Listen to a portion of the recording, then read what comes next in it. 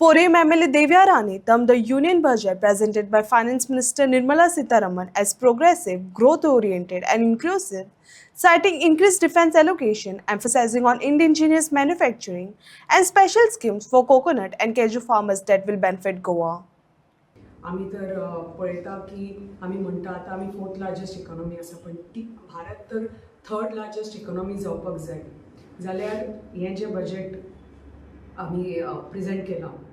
तें budget is to make India the 3rd largest economy आनी आमचे जे माननीय सितारामन आनी आमची युनियन फायनान्स मिनिस्टर तांकां मना काळजाच्यान खूब खूब धन्यवाद आनी तांचे आभारी आनी अभिनंदन करता आनी आमचे माननीय प्रधान सेवक आमचे माननीय प्रधानमंत्री मोदीजी तांच्या संकल्पनान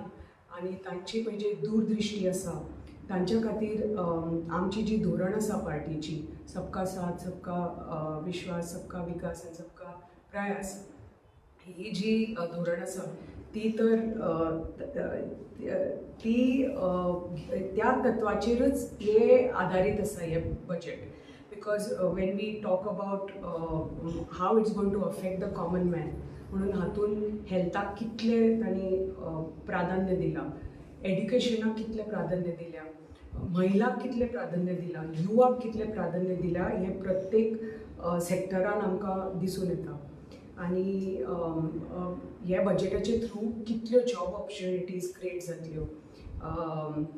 बिजनस ऑपॉर्च्युनिटीज क्रिएट जातल्यो so that's why I would call this budget a very progressive